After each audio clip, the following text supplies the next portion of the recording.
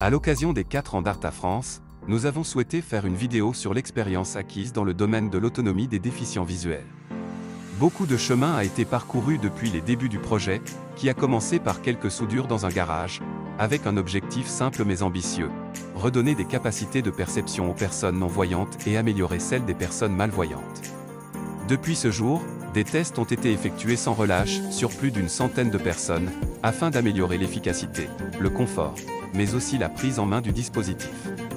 Avec le prototype actuel, les personnes déficientes visuelles s'équipent d'une caméra sur le front et d'une ceinture, qui affiche les informations sur la peau des lombaires. Ils arrivent à se promener dans la rue après une très courte phase d'apprentissage pour se familiariser avec cette technologie. Des sensations très nouvelles, un dispositif, je dirais, qui est très innovant. Je pense que c'est quelque chose d'assez innovant, c'est même quelque chose de complètement novateur. Ouais, je suis bluffé, je trouve que c'est vachement innovant, très innovant. C'est une avancée en autonomie, chose que tu peux moins faire à la canne, que tu peux faire avec le dispo, quoi. Par exemple, si on prend cet instant T où on est au match, je peux me balader sans canne dans un jardin, dans un parc. Vous vous demandez peut-être comment ce dispositif fait pour donner ses résultats. Notre monde est basé sur l'image, c'est pour cette raison que tout est aussi compliqué pour un non-voyant. Beaucoup de solutions existent pour améliorer le quotidien et résoudre quelques problèmes spécifiques, mais pour la mobilité, rien n'est mieux que la canne blanche, le bras ou le chien. À force de chercher une solution simple pour résoudre un problème complexe, nous avons finalement trouvé une solution très complexe mais très simple à utiliser. À cause de l'habitude, on oublie ce que veut réellement dire « voir ». Si on parle de la vision en chiffres, cela paraît être de la science-fiction. 2 fois 100 millions de pixels avec chacun une sensibilité de millions de couleurs, traités une bonne centaine de fois par seconde. Notre cerveau le fait sans se fatiguer, alors que cela mettrait à genoux le plus puissant des ordinateurs. Les descriptions verbales sont un premier pas, mais elles se basent sur un langage codé qui demande au cerveau une reconstruction. D'une phrase de quelques mots à un roman, le temps d'assimilation pour le cerveau est proportionnel à la quantité de description.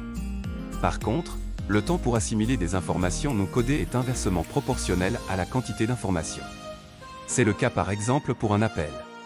Plus la connexion est bonne, plus c'est clair et reposant. Personne ne se plaint d'avoir un son de trop bonne qualité, et il en va de même pour le nombre de pixels ou de FPS d'une vidéo. Rien n'est plus fatigant que d'entendre une voix saccadée à cause du réseau.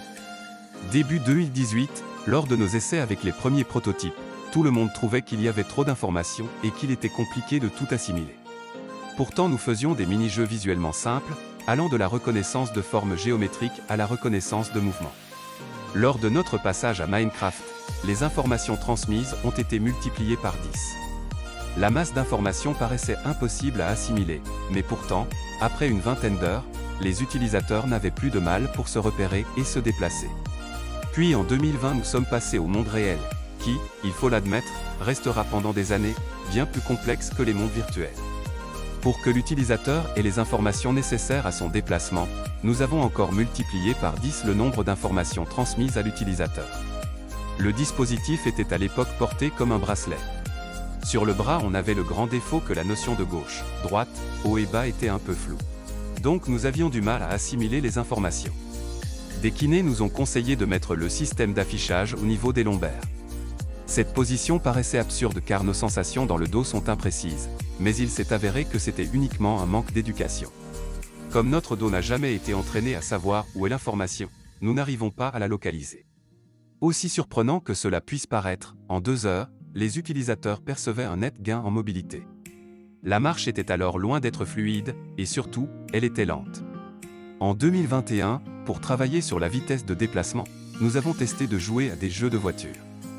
Dans Trackmania, afin de contrôler le véhicule à plusieurs centaines de km/h, nous avons encore enrichi l'affichage d'un facteur 10. Après des mois de travail, un non-voyant de naissance arrivait en 1 heure à contrôler le véhicule à plus de 130 km/h, alors qu'il fallait 6 heures pour arriver au même résultat lors des premiers tests dans Trackmania. S'il est possible de contrôler une voiture dans un jeu, il devrait l'être aussi dans la vie réelle, et les tests ont montré que pour quelqu'un qui n'avait jamais conduit, le plus dur fut le contrôle des pédales, du changement de vitesse et du volant et non pas de la perception. Avec tout ce que nous avons appris dans les jeux vidéo de voiture, nous avons réussi à faire qu'en 10 minutes, tout utilisateur voyait un gain significatif en mobilité.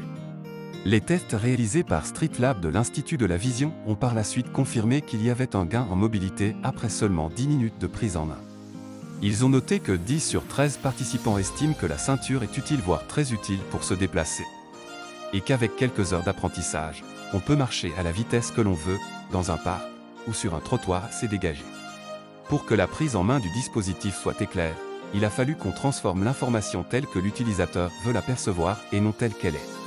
Habituellement, c'est notre cerveau qui fait ce travail, mais cela lui a demandé des années d'apprentissage. Par exemple, notre cerveau arrive à distinguer la voix d'un interlocuteur et le bruit ambiant, mais tout le monde préférerait n'entendre directement que cette voix, et pas le brouhaha qui l'entoure. Il peut aussi réduire le champ de vision lorsqu'on se déplace à haute vitesse, pour se concentrer uniquement sur les informations vraiment utiles, ou encore se focaliser sur un objet plus qu'un autre. Nous nous sommes attelés petit à petit à reproduire tous ces mécanismes internes pour que la prise en main soit très rapide, mais aussi que le dispositif soit très reposant à l'utilisation. Comme vous le voyez, en 4 ans, nous sommes passés d'avoir de la difficulté à faire des mini-jeux très simples, à conduire des voitures, faire du vélo, se promener dans la rue, se faire une carte mentale d'un lieu, trouver des passages, visualiser des gros objets sans même les toucher, et voir des chiens courir dans l'air.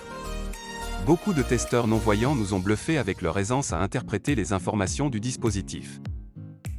C'est assez bluffant. Ayant vu avant et joué avant au jeu, c'est quand même exigeant. Ne serait-ce que finir un trajet sur Trackmania, c'est hallucinant. Piloter une voiture de course en toute autonomie, j'y vais direct. Enfin, c'est même quelque chose de complètement novateur, puisque rendre la vue aux aveugles, ça s'improvise pas, mais là en tout cas on obtient quelque chose qui fonctionne et qui offre un rendu assez intéressant.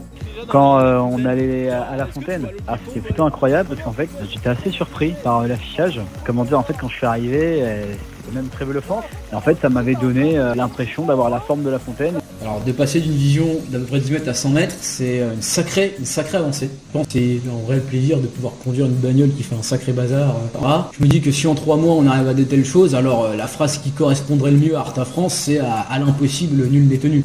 Ces 4 dernières années, vous êtes plus d'une centaine à nous avoir aidés à mettre au point cette technologie. En parcourant ces centaines de kilomètres, nous avons accumulé des retours et des données qui ont été vitales au bon développement du projet. C'est ce qui constitue la vraie force d'Arta France et nous en sommes reconnaissants. Au cours de ces années, le but initial d'Arta s'est aussi élargi à d'autres applications, comme les jeux vidéo ou les sports.